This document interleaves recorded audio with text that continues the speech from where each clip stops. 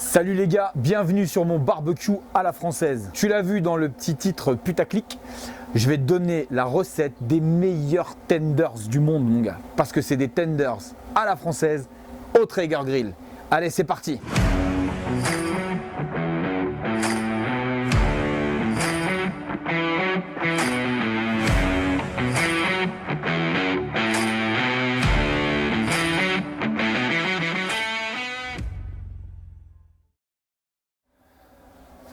Bon les amis, je sais ce que vous allez vous dire, des recettes de tenders, il y en a partout sur YouTube. Tout le monde prétend refaire le tenders de KFC. Crois-moi bien, avec cela, tes enfants, ils vont plus te demander d'aller à KFC, ils vont te demander papa ou maman, fais-moi des tenders à la façon mon barbecue à la française. Alors la petite astuce, elle se trouve là-dedans. Donc en gros, moi, depuis hier, je vous ai épargné le début de la vidéo, j'ai pris mes petites aiguillettes de poulet. Donc pour les aiguillettes, c'est comme pour le reste, on cherche de la viande de qualité. On va chez le boucher, ou alors au moins on cherche les labels, les appellations contrôlées, les trucs pour pas manger de la merde. Du coup, ma petite astuce, c'est quoi? La veille, je prends une casserole, je remplis ça d'eau, je mets ça à chauffer sur mes plaques. Là-dedans, je vais mettre tout un mélange d'épices. Donc je vais te donner le mien dans la description de la vidéo. Tu descends, tu verras. Les quantités, tu prends à peu près, tu vois, une petite tasse à café. Et en gros, j'ai mis une de chaque. Une fois que tout ça, ça a bien pris dans mon eau, donc ça a créé mon bouillon. Je garde mon bouillon avec les épices dedans.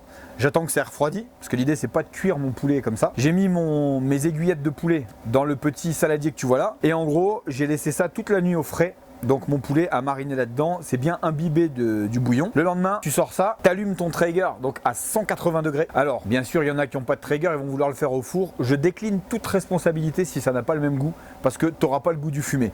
Maintenant, si tu as un barbecue qui n'est pas un Traeger ou qui n'est pas un smoker appelé, tu peux toujours faire une cuisson indirecte. Donc en gros, te servir de ton kamado, de ce que tu veux. Oh, tu le fermes, il faut que ça fume. L'idée c'est 180 degrés, ça va te prendre à peu près 30 minutes. Maintenant si tu veux les faire à l'huile, tu peux les faire à l'huile, à la friteuse, tu peux, enfin bref, il y a plein de méthodes. Moi je te donne ma méthode au Traeger. Donc là du coup, on va prendre 3 œufs, il va te falloir de la farine, mes petites aiguillettes, t'as compris, elles sont là-dedans. Et ensuite il va te falloir donc, comme dans toutes les recettes des Crispy Tenders, là on n'a rien changé, des pétales de maïs, donc communément appelés des cornflakes en France. Mais l'inconvénient des cornflakes, c'est que c'est sucré. Donc l'idée, c'est d'en acheter des pas sucrés. Moi, ensuite, je vais prendre un petit sachet. Je vais mettre ça là-dedans. Je vais leur rouler sur la tronche. Mon petit gars, attention, on va les rendre en miettes en gardant quand même... L'idée, c'est pas de faire de la poudre, sinon je prends de la chapelure. Et ça fera plus des Crispy Tenders. Ensuite, on va mélanger tout ça. On va envoyer sur la grille. Je te fais la synthèse rapide parce qu'en gros, c'est une recette très très rapide pour faire kiffer tes gosses. Enfin, nous, en gros, l'idée, c'est que ça va finir en petite soirée cinéma.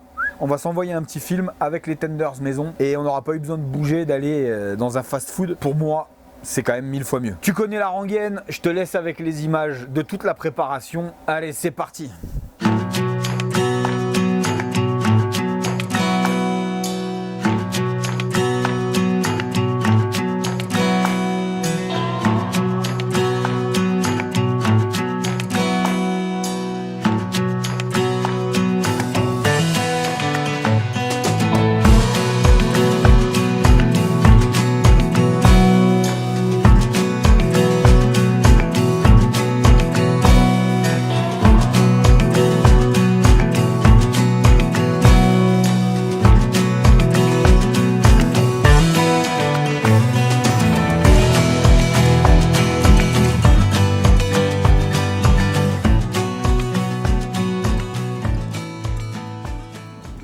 Bon les amis, on a enfourné 180 degrés, on est parti pour 30 minutes de cuisson.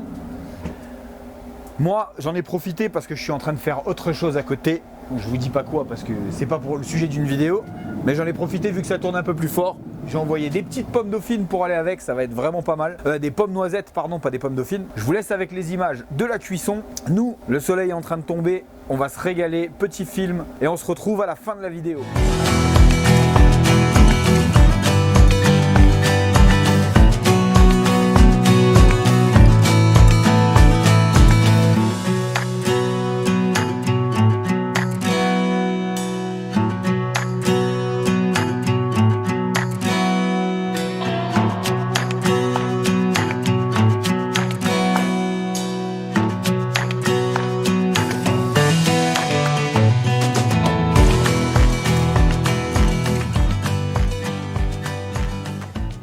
Les amis, merci d'avoir regardé la vidéo jusqu'au bout.